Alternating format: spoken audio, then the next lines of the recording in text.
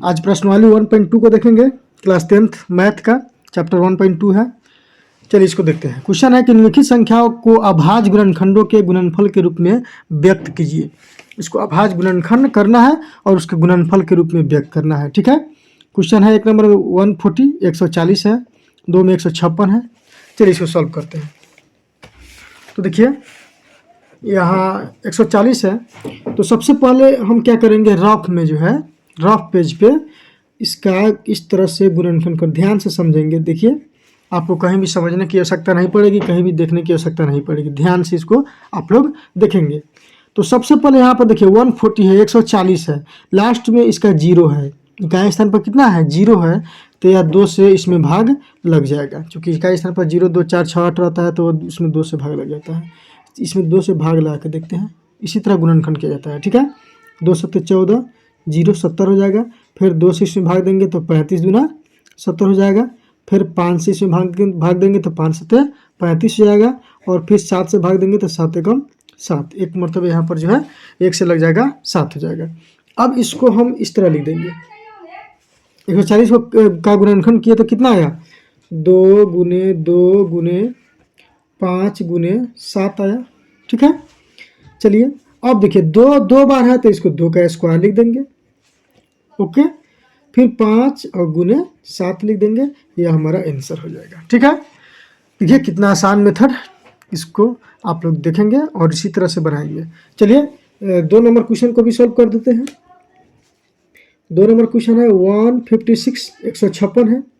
तो 156 को हम कैसे लिखेंगे, देखिए यहाँ 2 नंबर क्वेश्चन कितना है 156 है। मैथ बनाते समय आप लोग किताब बुक जो है जरूर रख लीजिएगा। ठीक है, बुक रख करके क्वेश्चन को सॉल्व कीजिएगा। 156 है, चलिए इसको भी देख लेते हैं, उसी तरह से बनाएंगे। इसको भी 156 लिख देंगे यहाँ पे।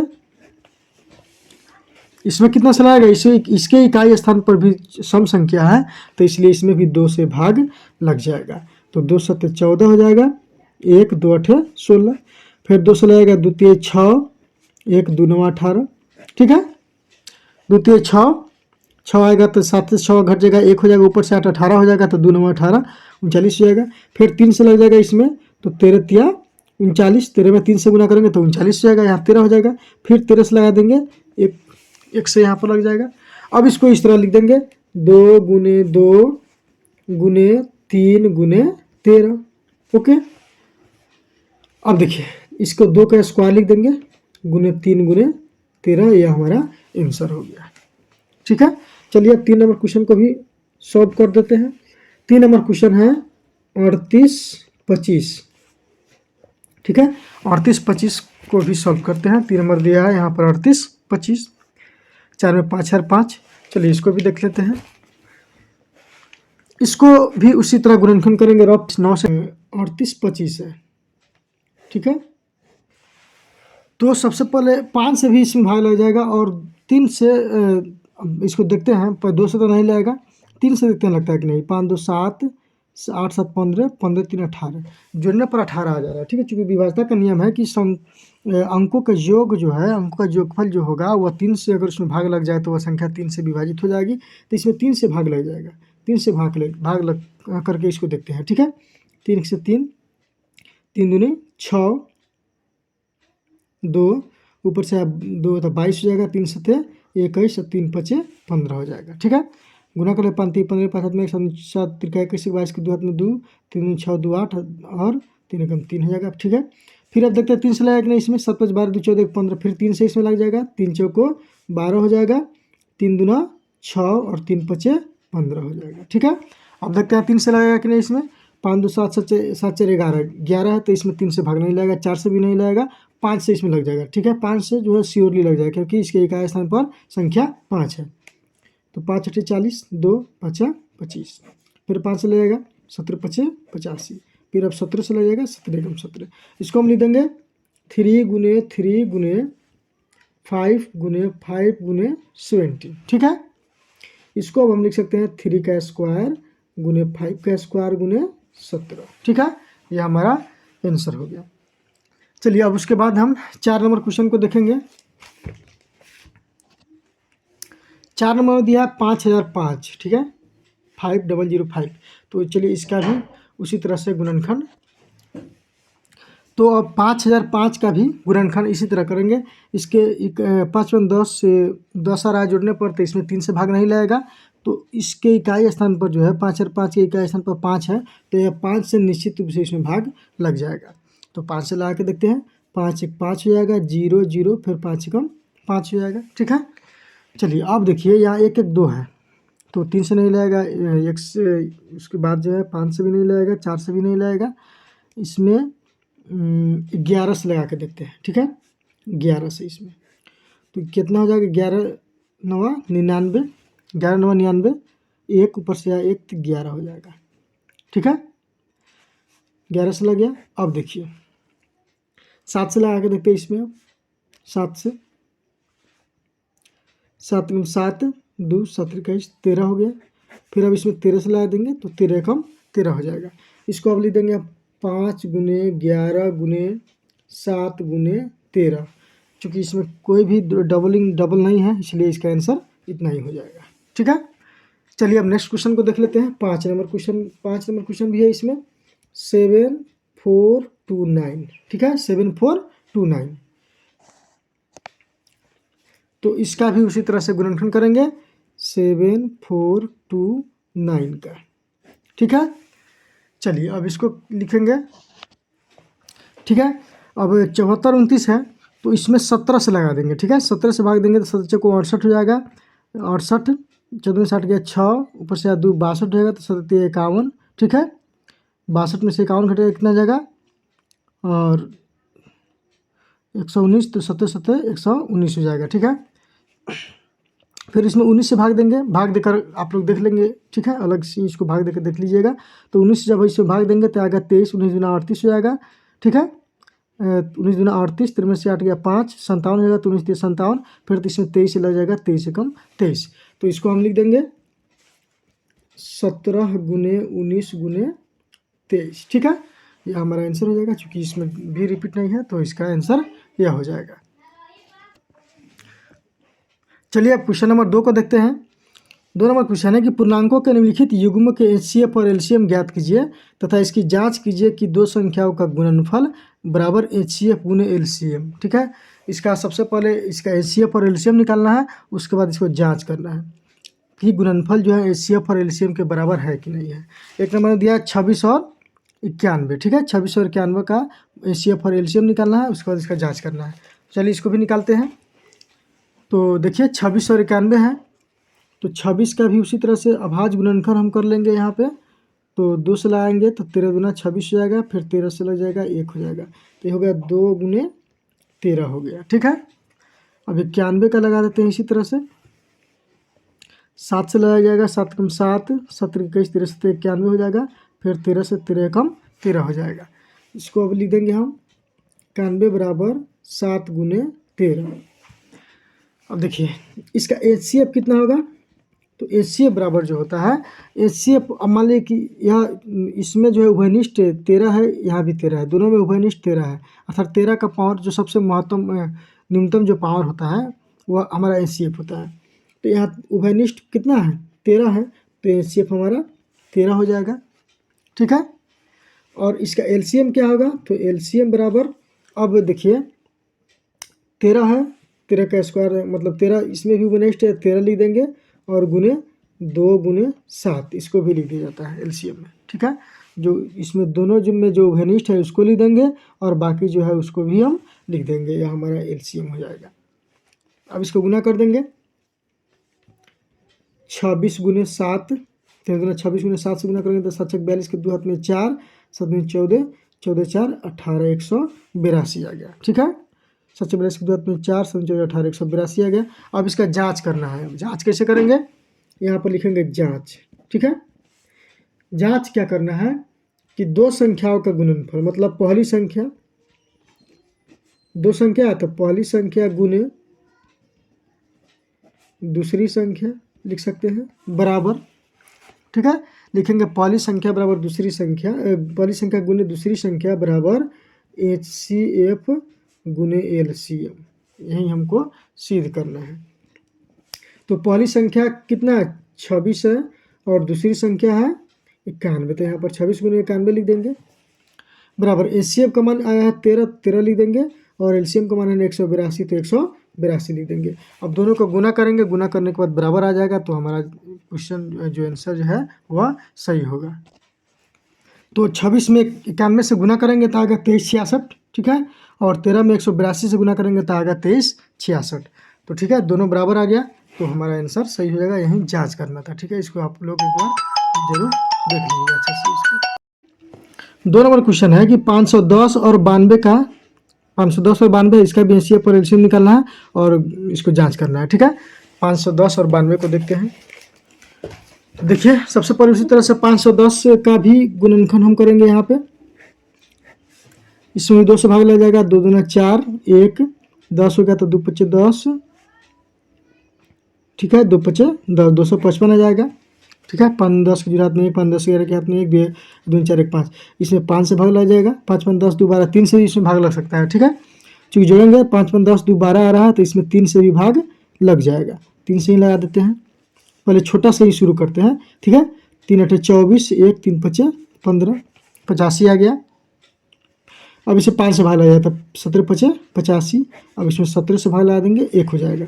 इसको हम लिखेंगे 2 गुने 3 गुने 5 गुने 17, ठीक है। अब उसके बाद 92 है, तो 92 बराबर लिख देंगे 92। इसमें भी अब 2 से लग जाएगा, तो 2 चौको 8 हो जाएगा, 1 2 छक 12, 46 दूना 92 हो जाएगा, 6 दूना 12, 6 फिर 2 से लग जाएगा, 2 4 2 3 6, फिर अब इसमें 23 से लगेगा, 23 गुना 23, इसको लिखेंगे 2 गुने 2 गुने 23, ठीक है। अब देखिए, अब इसका एचसीएफ निकालेंगे हम। एचसीएफ कैसे निकलेगा, अब इसको देखिए, इसको हम लिख सकते हैं 2 का पावर 2, चूँकि 2 2 बार लिखा हुआ है, और गुने 23, यहाँ पर तो कोई भी रिपीट नहीं है, तो इसमें जो है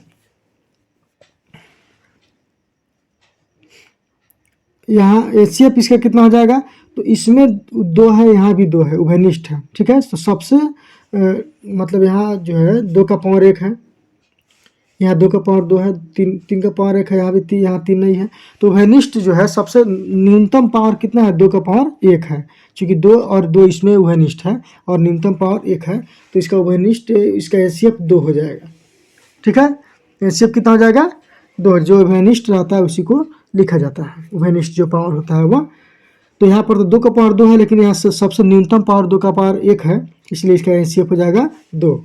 और एलसीएम इसका कितना हो जाएगा, तो देखिए एलसीएम में तो अधिकतम जो मान है उसको लिया जाता है, ठीक है।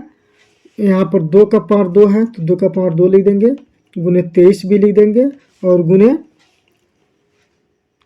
3 गुने 5 गुने 17 पूरा लिखा जाता है, ठीक है। जो उभयनिष्ठ है उसको भी लिखेंगे और जो बाकी बच रहा है उसको भी लिख दिया जाता है। तो 2 दूना 4 हो जाएगा, गुने 23 गुने 5 15 गुने 17 हो जाएगा, ठीक है। अब इसको गुना करेंगे, गुना करने के बाद लिख देंगे। अब 4 गुने 23 गुने 15 गुने 17 इसको गुना करेंगे तो आएगा 23,460, ठीक है। तो एलसीएम हमारा हो गया 23,460 और एचसीएफ हमारा हो गया 2। अब इसको भी उसी तरह से जांच कर लेंगे, लिखेंगे यहाँ पर जांच, पहली संख्या गुने दूसरी संख्या बराबर एचसीएफ गुने एलसीएम, ठीक है। इसको भी उसी तरह से जांच कर लेंगे। तो पहली संख्या कितना दिया है 510, तो 510 हो जाएगा, गुने दूसरी संख्या है 92, तो 92 लिख देंगे, बराबर एचसीएफ का माना है तो 2, तो 2 लिख देंगे, और एलसीएम का माना है 23,460, तो 23,460 लिख देंगे, ठीक है। और 510 में 92 से गुना करेंगे, ठीक है, रफ में आप लोग गुना कर लेंगे इसको। 510 में जो है 510 में 92 से गुना करेंगे, 510 में जो है 92 से गुना करेंगे तो आ जाएगा 46,920, ठीक है। इसमें गुना करेंगे तो आएगा 46,920, और फिर इसमें जो है अब इसमें 2 से गुना करेंगे तो 0, 6 दूना 12 के 2 हाथ में 1, 4 दूना 8 9 हो जाएगा, 3 दूना 6 और 2 दूना 4, यह भी आ गया 46,920, यह भी आ गया 46,920, दोनों बराबर आ गया, तो हमारा आंसर जो है सही हो जाएगा, ठीक है। अब नेक्स्ट क्वेश्चन है 336 और 54, ठीक है। इसका भी एचसीएफ और एलसीएम निकालना है और उसी तरह से जांच करना है। तो यहाँ पर हम लिख देंगे 336। चलिए इसमें 2 से भाग देते हैं, 2 1 से 2 हो जाएगा, 1 ऊपर से आया, 3 13, 2 2 छक 12 हो जाएगा, 1 2 8 16 हो जाएगा, 168 हो जाएगा। 8 दूनी 16 के हाथ में 1, 6 दूनी 12 13 के हाथ में 2 1 3। फिर इसमें 2 से भाग लिया जाएगा, 2 8 16, 2 8 16 और 2 चौको 8, ठीक है। फिर 2 से भाग लिया जाएगा, 2 चौको 8, 2 दूना 4 42 हो जाएगा। फिर 2 से भाग लिया जाएगा, 2 दूना 4, 2 एकम 2 21 हो जाएगा। फिर अब इसमें 3 से भाग लगेगा, 3 सते 21 हो जाएगा। फिर 7 से देंगे तो 7 एकम 7 हो जाएगा, ठीक है। अब इसको लिख देंगे 2 गुने 2 गुने 1 2 3 4, 4 को 2 है तो 2 गुने 2 गुने 3 गुने 7, ठीक है। अब इसको हम लिख सकते हैं 2 का 1 2 3 4, 2 का पावर 4 गुने 3 गुने 7 लिख सकते हैं इसको, ठीक है। अब 54 है तो 54 बराबर, फिर 54 का भी हम गुणनखंड करेंगे 54 का, तो 2 से लगाएगा तो 27 गुना 54 हो जाएगा, ठीक है। फिर इसमें 3 से लगाएगा, 3 9 27, फिर 3 से लगाएगा 3 3 9, फिर 3 से लगाएगा 3 एकम 3 हो जाएगा। इसको लिखेंगे 2 गुने 3 गुने 3 गुने 3, ठीक है। या इसको 2 गुने 3 का पावर कितना हो जाएगा, 3 का पावर 3 हो जाएगा, अर्थात 3 का पावर 3 हो जाएगा। अब इसका एचसीएफ देखेंगे पहले, एचसीएफ तो एचसीएफ कितना होगा इसका, तो एचसीएफ जो है इसका सबसे न्यूनतम मान जो है क्या है, इसका सबसे छोटा घात। सबसे पहले इसमें उभयनिष्ठ देखते हैं, यहाँ 2 का पावर 4 है, यहाँ भी 2 का, यहाँ भी 2 का पावर 1 है, ठीक है। यहाँ 2 का पावर 1 है, यहाँ 2 का पावर 4 है, तो सबसे छोटी घात जो है उसी को लिखा जाता है, तो 2 लिख देंगे यहाँ गुना। यहाँ 3 का पावर 3 है, यहाँ पर 3 का पावर 1 है, ठीक है। तो सबसे छोटी घात कौन है, 3 का पावर 1, कुछ नहीं तो 3 का पावर 1 है, तो इसको भी हम लिख देंगे, तो हो जाएगा 6, ठीक है। तो हमारा एचसीएफ कितना निकल गया, 6 हो गया। एकदम इजी वे में देखेंगे, देखिए एचसीएफ क्या होता है कि दोनों में जो उभयनिष्ठ होता है और जो सबसे छोटी घात होती है उसी को लिख दिया जाता है। तो 2 का पावर 4 है, 2 है, ये दोनों उभयनिष्ठ है, तो 2 का सबसे न्यूनतम घात क्या है, 2 का पावर 1, तो 2 का पावर 1 हम अर्थात 2 लिख देंगे। फिर 3 का पावर 3 है, यहाँ पर 3 का पावर 1 है, तो सबसे न्यूनतम घात कितना है, 3 का पावर 1 है, तो 3 का पावर 1 अर्थात 3 लिख देंगे, तो इसका एचसीएफ हो जाएगा 6, ठीक है। अब एलसीएम क्या निकालेंगे इसका, तो एलसीएम कैसे निकालेंगे, तो इसमें सबसे महत्तम घात, जो सबसे अधिक घात होता है उसी को लिखा जाता है। तो यहाँ 2 का पावर 4 सबसे महत्तम है, तो 2 का पावर 4 लिख देंगे गुने।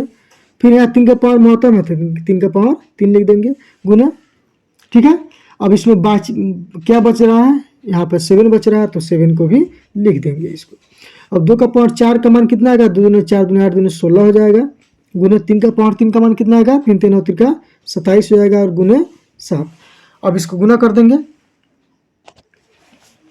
अब 16 में 27 से गुना करेंगे, फिर 7 से गुना करेंगे तो आएगा 30 24, ठीक है। अब इसको भी जांच कर लेंगे, उसी तरह से लिखेंगे यहाँ पे जांच, ठीक है। जांच में क्या लिखेंगे, पहली संख्या गुने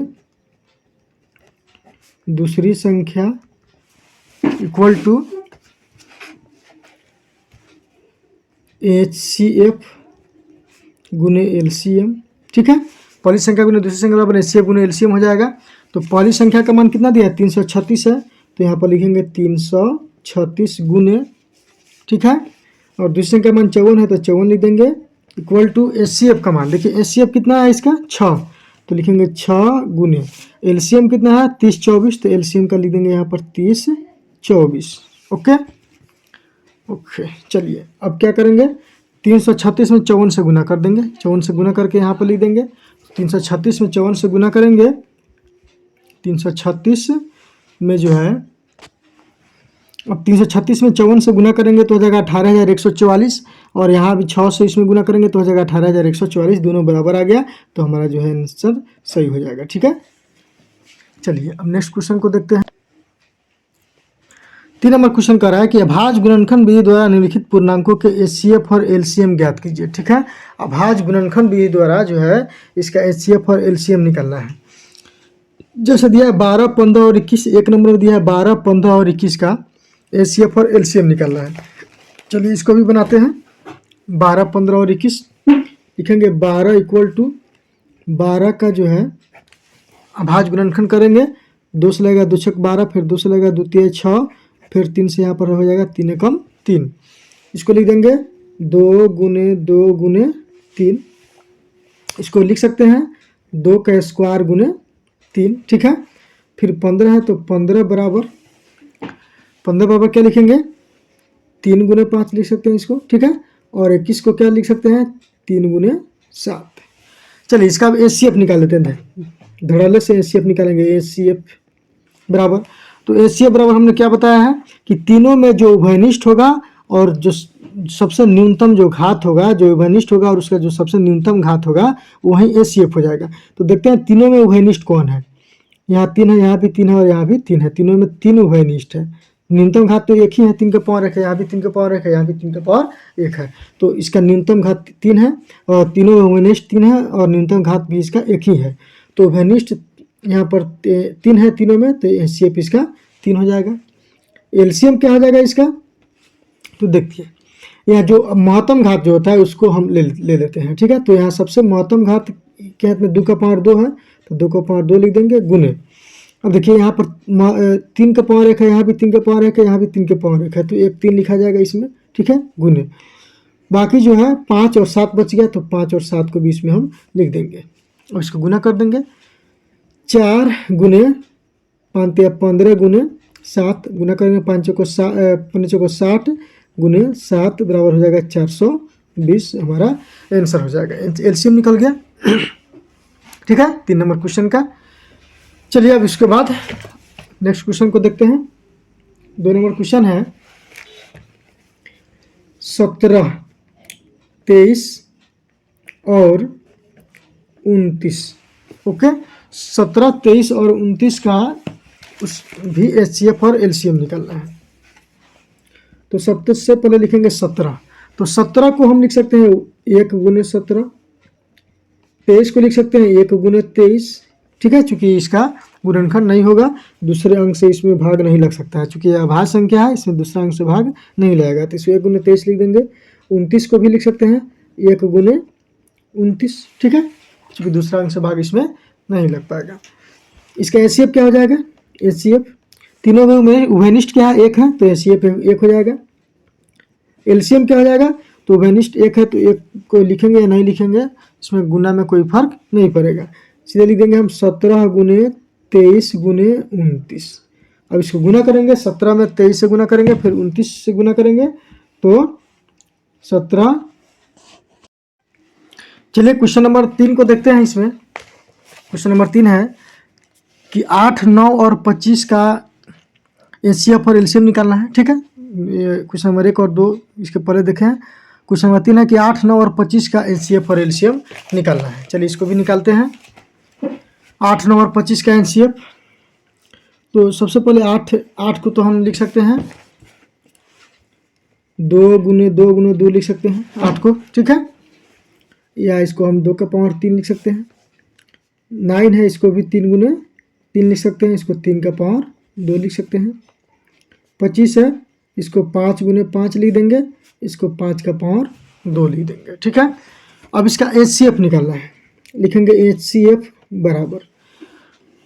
अब देखिए HCF में क्या होता है कि उभयनिष्ठ जो है, इसमें उभयनिष्ठ का जो न्यूनतम घात होता है वही HCF होता है। तो इस तीनों में उभयनिष्ठ कौन है, तो तीनों में तो कोई भी उभयनिष्ठ नहीं है यहाँ पे, ठीक है। 2, 3, 5, इसमें तीनों में कोई भी उभयनिष्ठ नहीं है। तो उभयनिष्ठ नहीं है मतलब इसमें गुना 1 इसमें लिख सकते हैं, गुने 1, तो HCF इसका 1 हो जाएगा, ठीक है। कोई भी नहीं है तो 1 हो जाएगा इसका। अब LCM क्या हो जाएगा, तो महत्तम घात, इसका महत्तम घात कितना है, 2 का पावर 3 है, तो 2 का पावर 3 हो जाएगा, गुने 3 का पावर 2 है, तो 3 का पावर 2 हो जाएगा, गुने 5 का पावर 2 हो जाएगा। चलिए गुना कर देते हैं इसको। 8 गुने 3 3 9 गुने 25, ठीक है। अब इसको गुना कर देंगे। अब इसको गुना करेंगे तो 25 8 200 हो जाएगा। 200 में 9 से गुना करेंगे तो 9 दूना 1800 हो जाएगा, ठीक है। इसका LCM कितना निकल गया, 1800, और HCF हो गया 1। हमारा क्वेश्चन सॉल्व हो गया। चलिए नेक्स्ट क्वेश्चन को देखते हैं। क्वेश्चन नंबर 4 है कि HCF 306 और 657 इक्वल टू 9 दिया है। मतलब यह जो संख्या है 306 और 657 जो संख्या है इसका HCF 9 है, तो इसका LCM निकालना है। यह जो संख्या है पहली संख्या या दूसरी संख्या है, इसका LCM निकालना है। तो देखिए 4 नंबर क्वेश्चन को कैसे सॉल्व करेंगे। 4 नंबर क्वेश्चन है, तो इसको हम लिख देंगे सबसे पहले कि मान लेते हैं, लिखेंगे आप पहली संख्या लिख सकते हैं। पहली संख्या बराबर हो जाएगा 306 और दूसरी संख्या बराबर हो जाएगा 657। ठीक है, पहली संख्या 306 और दूसरी संख्या हो जाएगा 657। इसका HCF का मान दिया है 9, तो LCM निकालना है। LCM बराबर व्हाट, देखिए पहली संख्या कितना है 306 और दूसरी संख्या 657 है, इसका HCF 9 है, तो इसका LCM निकालना है। तो LCM का फॉर्मूला क्या होता है, LCM का फॉर्मूला होता है LCM बराबर पहली संख्या, यहाँ पर लिखेंगे पहली संख्या गुने दूसरी संख्या बटा पहली संख्या गुने दूसरी संख्या बटा HCF। ठीक है, पहली संख्या गुने दूसरी संख्या बटा HCF। तो पहली संख्या का मान कितना दिया 306 गुने दूसरी संख्या का मान दिया 657 और बटा HCF का मान दिया है 9, तो 9 लिख देंगे। अब इसको काट देते हैं। ठीक है, इसको काटेंगे, या 9 से इसमें भाग रहेगा, 9 छक 64 63, 9 से इसमें काटेंगे, 9 सत्ते 63, 2 और 9 तिरका 27, 73 आ गया।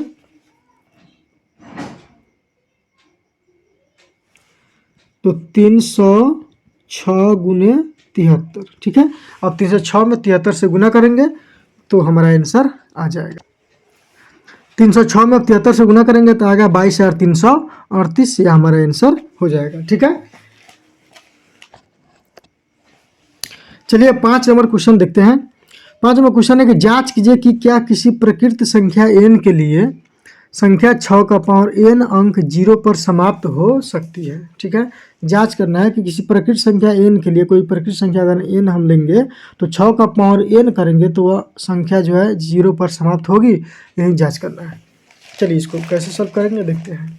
तो सबसे पहले प्रकृत संख्या क्या होती है, तो गिनती की संख्या को प्रकृत संख्या कहा जाता है, जैसे 1 2 3 4 5 6 इन्फिनिटी तक, यह प्रकृत संख्या होती है। पूर्ण संख्या क्या होती है, तो 0 से लेकर के अनंत तक की संख्याओं को पूर्ण संख्या कहा जाता है। तो हमको यहाँ प्रकृत संख्या लेना है, लिखेंगे यहाँ पर प्रकृत संख्या बराबर, तो प्रकृत संख्या क्या होता है 1 2 3 4 5 6 7 डॉट डॉट डॉट, यह इन्फिनिटी तक होता है, अनंत तक होता है। अब हमको 6 का पावर n लेना है। क्या लेना है, 6 का पावर n अंक 0 पर समाप्त होगा कि नहीं, इसको देखना है। तो सबसे पहले हम यहाँ लिखेंगे n बराबर 1 रखने पर। ठीक है, n बराबर 1 रखने पर तो 6 का पावर 1 बराबर 6 हो जाएगा। ठीक है, इसको अगर हम गुणनखंड इसका करते हैं तो 2 गुने 3 हो जाएगा, इसमें 0 नहीं आएगा कहीं भी। फिर n बराबर लिखेंगे 2 रखने पर। ठीक है, n बराबर 2 रखने पर तो 6 का पावर 2, इसको भी लिख सकते हैं 6 गुने 6, इसका भी गुणनखंड करेंगे तो 2 गुने 3 गुने 2 गुने 3 हो जाएगा। ठीक है, फिर लिखेंगे n बराबर 3 रखने पर, n बराबर 3 रखने पर तो 6 का पावर 3, इसको भी लिखेंगे 6 गुने 6 गुने 6 बराबर, इसको लिख सकते हैं 2 गुने 3 गुने 2 गुने 3 गुने 2 गुने 3। ठीक है, इसका भी गुणनखंड जो है 0 पर समाप्त नहीं होगा। फिर अब लिखेंगे n बराबर 4 रखने पर। ठीक है, n बराबर कितना रखने पर 4 रखने पर तो 6 का पावर 4 हो जाएगा, तो 6 गुने 6 गुने 6 गुने 6, इसका भी तुरंत गुणनखंड करेंगे तो 2 गुने 3 गुने 2 गुने 3 गुने 2 गुने 3 और गुने 2 गुने 3 हो जाएगा। ठीक है, तो उसी तरह से हम आगे बढ़ते जाएंगे, डॉट डॉट डॉट, अगर नेक्स्ट जितना भी निकालेंगे तो हमारा गुणनखंड इसी तरह आएगा, कहीं भी 0 नहीं आएगा। तो हम लिख सकते हैं अतः प्रकृत संख्या n के लिए, प्रकृत संख्या n के लिए, ठीक है, संख्या 6 का पावर n अंक 0 पर समाप्त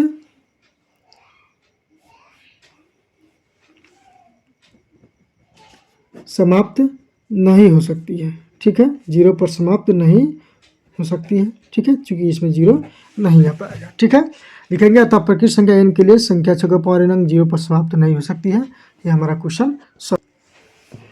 नेक्स्ट 6 नंबर क्वेश्चन है कि व्याख्या कीजिए कि 7 × 11 × 13 + 13 और 7 × 6 × 5 × 4 × 3 × 2 × 1 + 5 भाज्य संख्याएं क्यों है, ठीक है। ये भाज्य संख्या क्यों है, इसको थोड़ा सा व्याख्या कर देना है, ठीक है।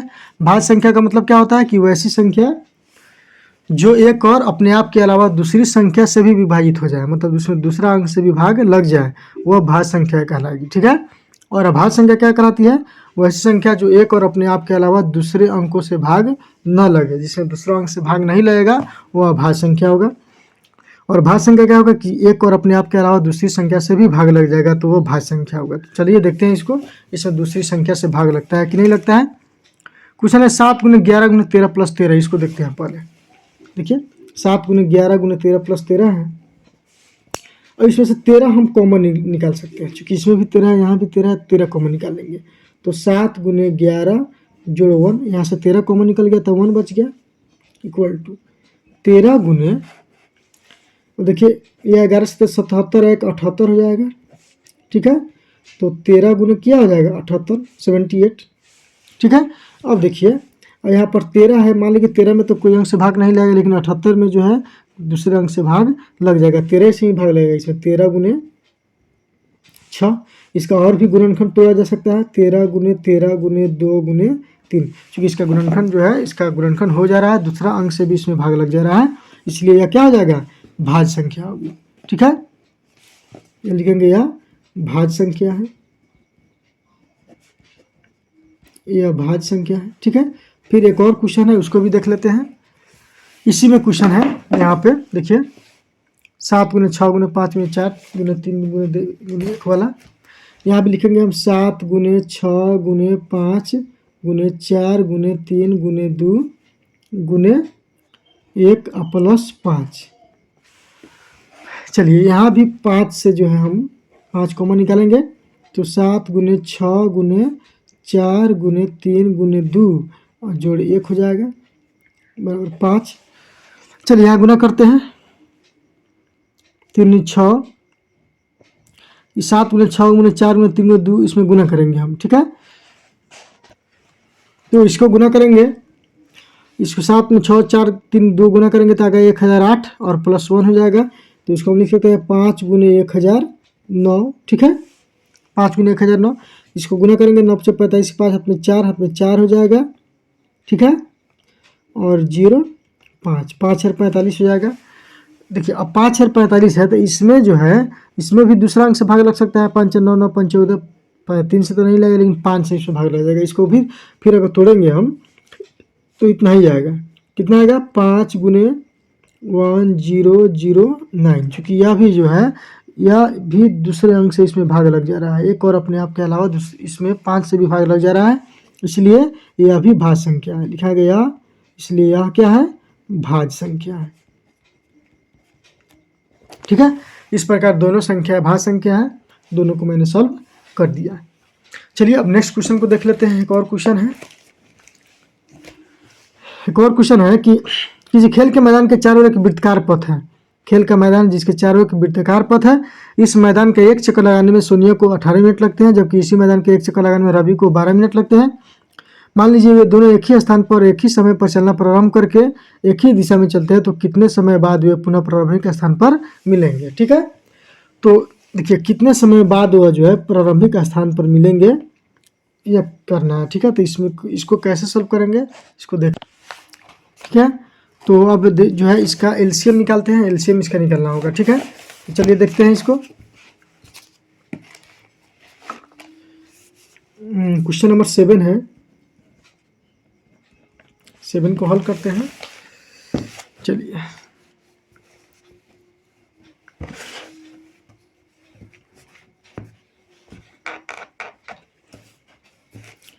इसमें जो है एक मैदान का चक्कर लगाने में सोनिया को लगता है, चूंकि यहाँ पर लिखेंगे सोनिया को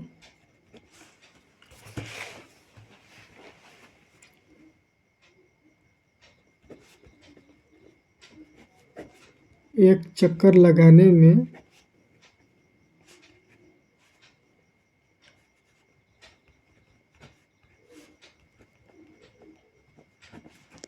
लगा समय। ठीक है, सोनिया को एक चक्कर लगाने में कितना समय लग रहा है? 18 मिनट। तो यहाँ पर लिख देंगे 18 मिनट। ठीक है, उसके बाद जो है रवि को 12 मिनट लगता है। फिर लिखेंगे रवि को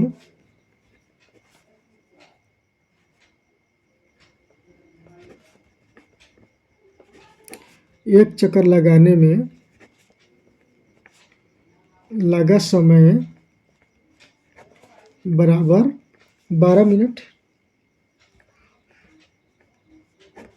ठीक है, रवि को एक चक्कर लगाने में कितना समय लगा? 12 मिनट।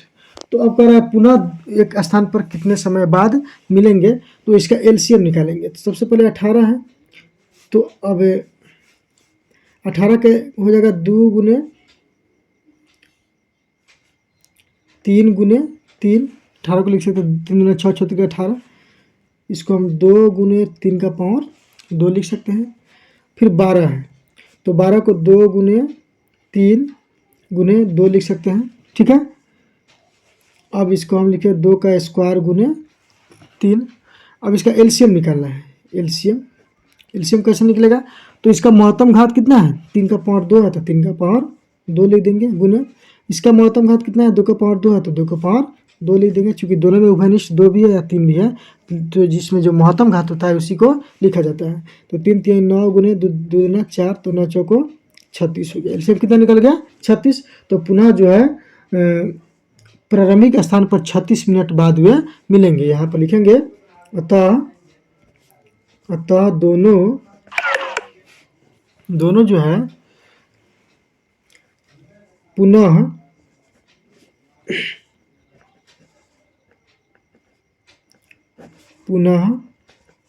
प्रारंभिक स्थान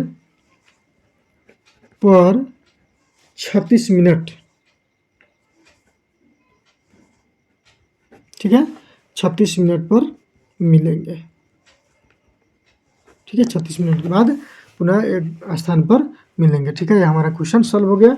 तो इस चैप्टर के जितने भी क्वेश्चन थे उसको मैंने इस वीडियो में सॉल्व कर दिया है। इसको आप लोग देखेंगे और अच्छे से इसको समझेंगे। ठीक है, फिर मिलेंगे नेक्स्ट वीडियो में। तब तक के लिए बने रहें, और अगर इस चैनल पर नया है तो चैनल को लाइक और सब्सक्राइब जरूर कर दें, क्योंकि नेक्स्ट वीडियो जो है जो ही मैं नेक्स्ट वीडियो डालूंगा उसका नोटिफिकेशन आप तक जरूर पहुंच जाए। ठीक है, तो आप कृपया प्लीज़ मेरे चैनल को जो है लाइक और सब्सक्राइब जरूर कर देंगे। ठीक है, फिर मिलेंगे नेक्स्ट वीडियो में।